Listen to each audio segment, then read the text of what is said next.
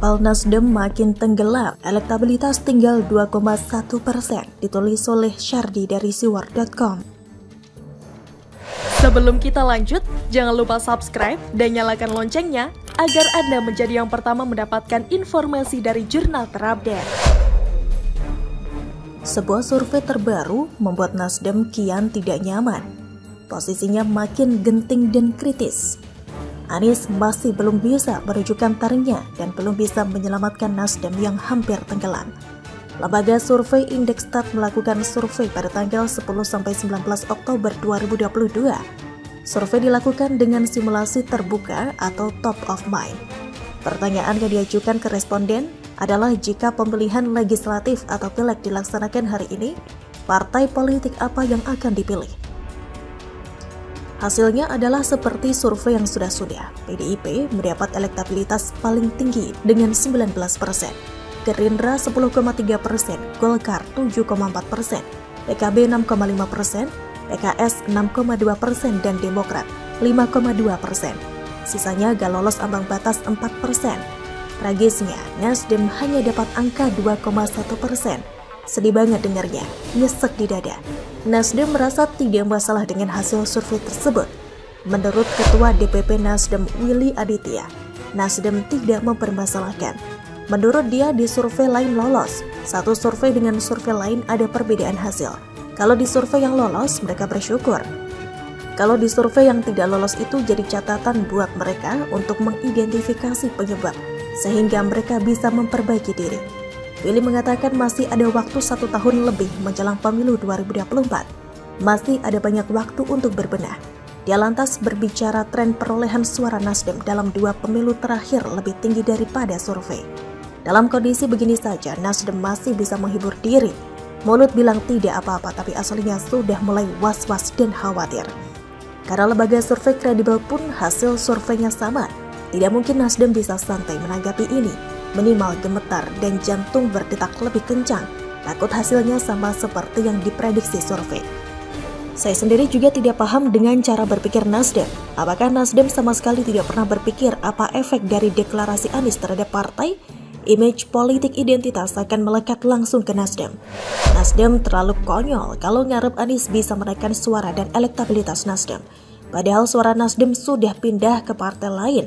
Nasdem dulu dipilih karena mendukung Jokowi. Saat memilih mendeklarasikan Anies, otomatis pemilih Nasdem kabur.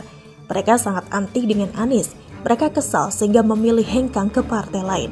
Sedangkan pemilih yang loyal terhadap Anies biasanya akan lebih memilih PKS.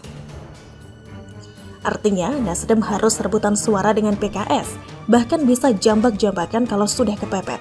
Suara PKS pun cuma segitu, tak cukup besar. Ibarat kue kecil tapi masih harus rebutan lagi.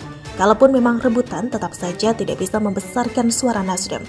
Dan ada satu lagi kesalahan Nasdem saat mau menjalin koalisi dengan PKS dan Nasdem. Dari hampir semua survei, suara Nasdem yang paling kecil. Di semua survei PKS dan Demokrat selalu diprediksi lolos ke parlemen. Sedangkan mayoritas menyebut Nasdem terancam gagal. Tapi yang kita lihat saat ini adalah Nasdem terkesan ingin mengatur mereka dan berlagak seperti partai dengan suara paling besar. Jelas saja PKS dan Demokrat agak risih. Mentang-mentang duluan mengusung Anies, Nasdem merasa seperti ketua koalisi dan mau mengatur yang lain. Apalagi Nasdem maunya agar cawapres Anies dari non-parpol. PKS dan Demokrat tentu saja jadi ragu. Makanya deklarasi koalisi yang rencananya dilakukan tanggal 10 November batal.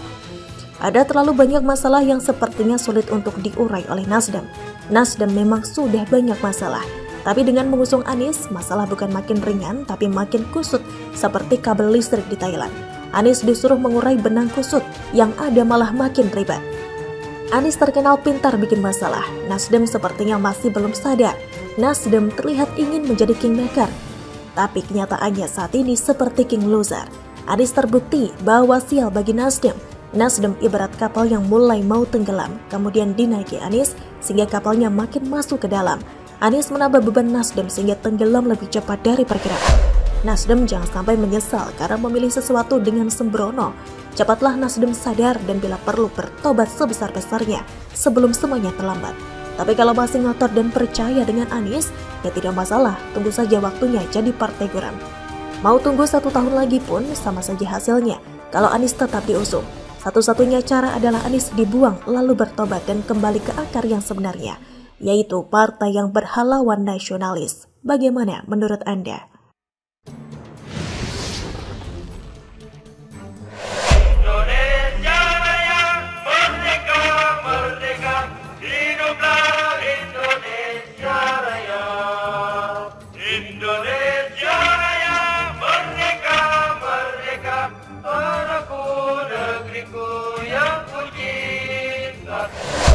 Menyanyi Indonesia Raya kok sambil cengengesan sih? Ditulis oleh Widodo SP dari siwar.com. Sebelum kita lanjut, jangan lupa subscribe dan nyalakan loncengnya agar Anda menjadi yang pertama mendapatkan informasi dari jurnal terupdate. Sewaktu SMP saya pernah punya teman yang ketahuan tidak hafal lirik lagu kebangsaan Indonesia Raya. Ingatan yang masih membekas sampai hari ini dan saya berharap sejak momen itu teman saya tadi bertekad agar bisa hafal Indonesia Raya. Kapan-kapan kalau ketemu saya akan tes langsung biar tahu progresnya. Karena bagi seorang warga negara Indonesia akan sangat aneh rasanya jika tidak hafal lagu kebangsaan negerinya sendiri. Nah, ingatan lawas itu langsung mencuat ketika saya menonton tayangan di Siwar TV di mana kakak pembina kebanggaan kita semua membahas temuan di medsos. Ada orang dengan gaya pakaian khas Timur Tengah tentunya kedapatan sedang cekakakan, cengengesan alias sambil tertawa menyanyikan penggalan lirik Indonesia Raya.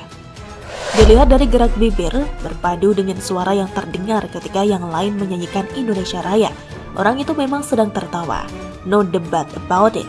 Dan gak perlu ngeles juga karena ente ketahuan gak menghargai lagu kebangsaan Indonesia Raya.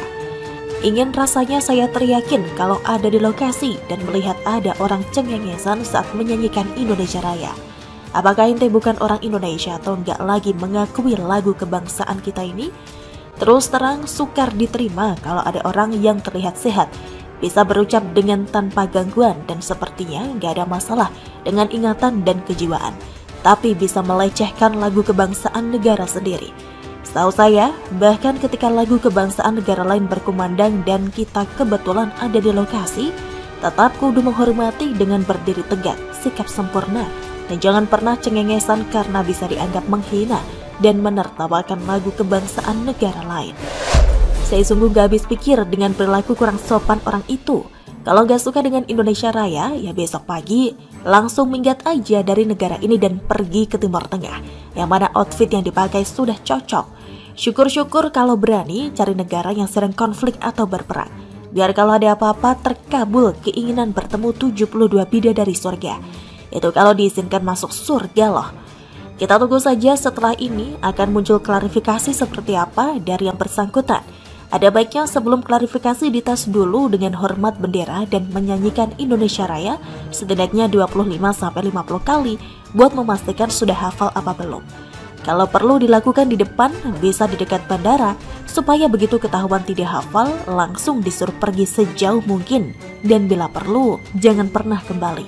Bagaimana menurut Anda, Siwarders? Begitulah kura-kura.